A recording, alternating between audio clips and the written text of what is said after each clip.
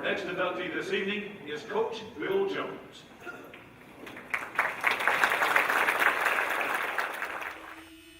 Bill Jones.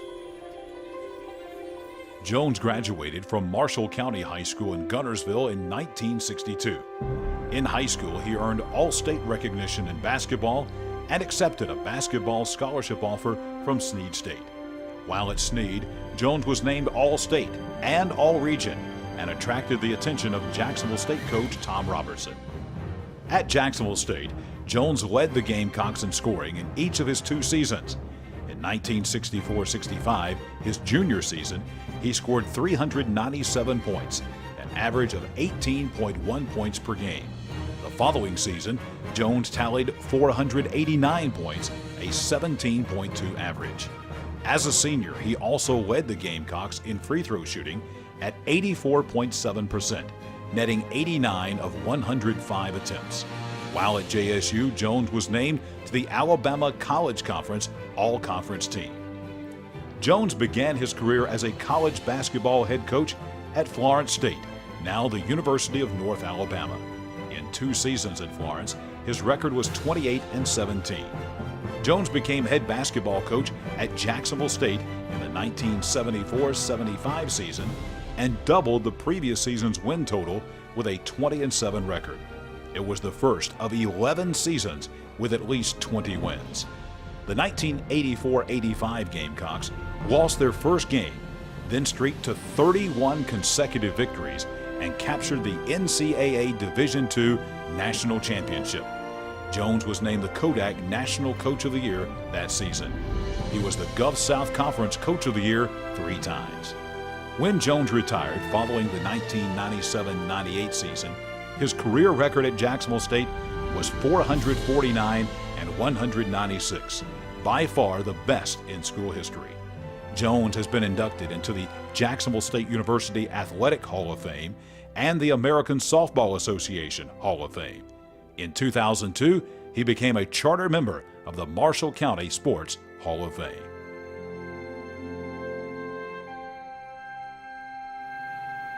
Let me also add this about Coach Bill Jones. Without Coach Jones and his leadership, there would be no Calhoun County Sports Hall of Fame. He was the founder of this very event. And so now, the Calhoun County Sports Hall of Fame Board of Directors is very pleased to induct into the class of 2011, Coach Bill Jones.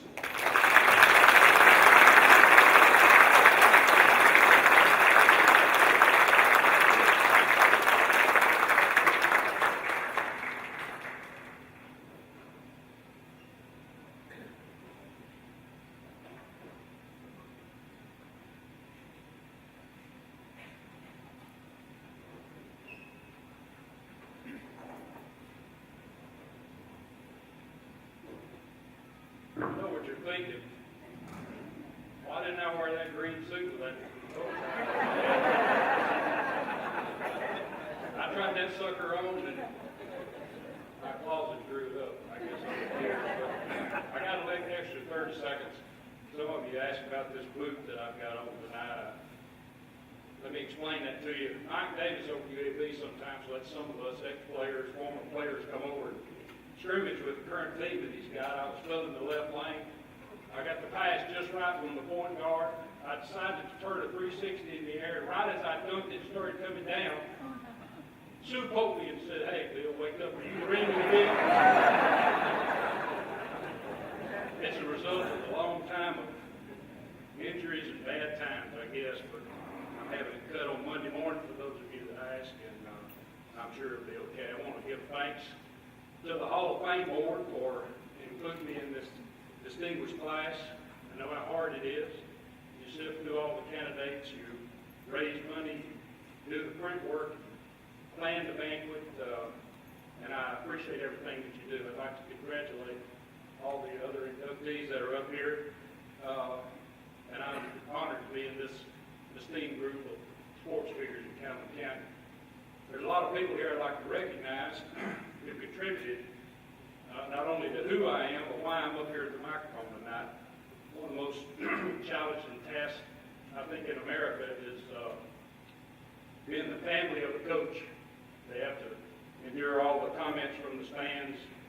They have to listen to all their classmates as they walk down the halls in the schools. And they have to listen to all the scrutiny and second guessing that they get from the media and from the fans. I found out real early in my career, there's two things that every man in the world can do. Is build a fire and coach. Everybody in the stands knows how to coach. They know what you should have done immediately after you did it. But I've been blessed with very beautiful, intelligent, tough women around me all my life.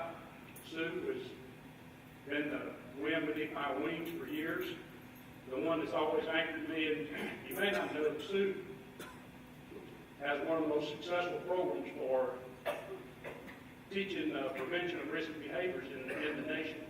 I'm very proud of her for that. She's also the one that woke me up real early the morning after we won the national title and whispered these sweet words in my ear, Bill, get up and take the garbage down to the street because the truck's going to be there in just a few minutes.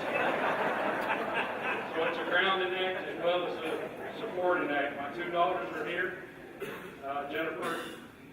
Jennifer teaches at Shades Cahaba. She's here with her husband, Michael. Michael's parents are here also. And we have a grandson that's 3 years old, Jace.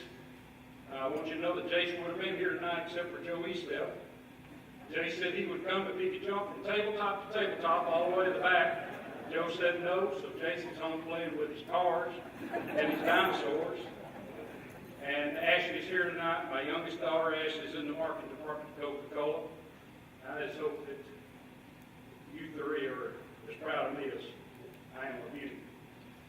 Sue's brother Ray's here with Charlotte tonight. And my sister Winona's here with her husband John.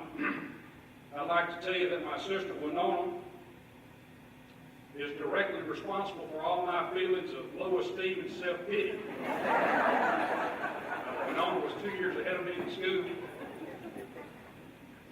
She made all A's from kindergarten all the way through college. So I followed her 2 years later, and all the professors would say, "Oh, Jones from Guntersville, are you Winona's brother?"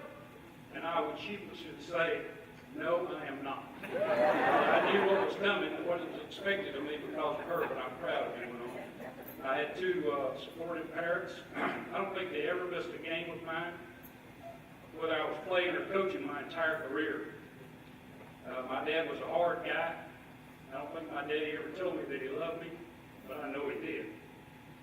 One time we were starting Little League, and my daddy always told me that you got to finish what you start, and you got to always do what's expected out of you. Dr. Ogletree was a dentist in Guntersville who had decided to give 25 cents to every Little Leaguer who hit a home run, and I hit the first one.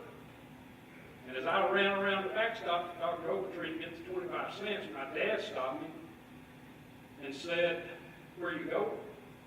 And I said, "I'm going to get that 25 cents. That's a lot to spend at the concession stand in Guntersville at that time." And he said, "No, you're not. When you go to the plate, that's what's expected out of you."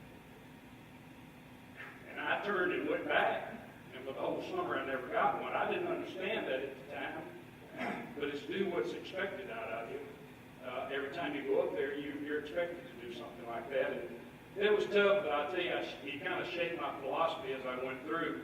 I also had three great basketball coaches that helped me shape my philosophy about athletics and about athletes. Coach Tom Ritchie from Guntersville High School, Coach Emmett Plunkett and Steve, and Coach Tom Robinson in Jacksonville. And Coach Ritchie and his wife Frida here. And Coach, I'd just like to thank you for following me and supporting me all my life, me and my family. And I learned how to love the game from Coach Ritchie and how to treat players. I'd like to acknowledge all the players that are here tonight. Johnny Cullum and Charles Burkett and Reggie Parker and Anthony Kingston that I saw. But I'm also a member of Facebook, where I've united with probably 60 or 70 players. And I found out very early in my coaching career another thing. I could give the appearance sitting on the sideline of being a really intelligent, know-it-all, X's and O's coach if I had great talented players.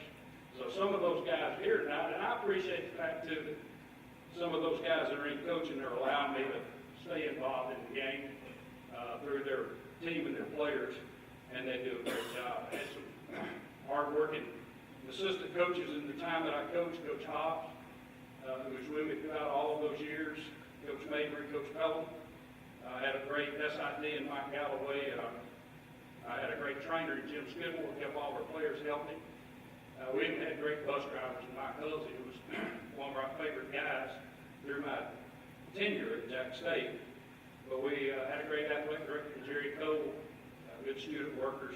And we also had a lot of great fans. Jimmy and Priya, Walter and Bobby used to sit with me in the locker room after games and unwind whether we won or lost till 1 or 2 o'clock at night, and I appreciate that. For me, though, fear of failure was always the engine that drove me throughout my entire life in playing and coaching. It kind of flies in the face of sports psychologists who tell you that you got to let go of all your fears and negative thoughts to be successful. But I always did it not want to just want my parents, my fellow coaches, my team, and my fans. It pushed me to try to be successful because I was afraid of falling. Those of you that know me know that I always hit more than anybody else. I threw more, I ran more. I always shot free throws later than everybody else. I stayed and watched film while I was coaching. I counseled. I practiced and I practiced and I practiced at times. I sacrificed my family and everything else for that. That's one of the things that I regret about what I did. But all these people and all those ingredients are the reasons that I'm up here tonight. And it's always a special treat to be recognized by your peers and your friends. I really love this Hall of Fame. I love the fact that all of you are here tonight and supporting. I hope you continue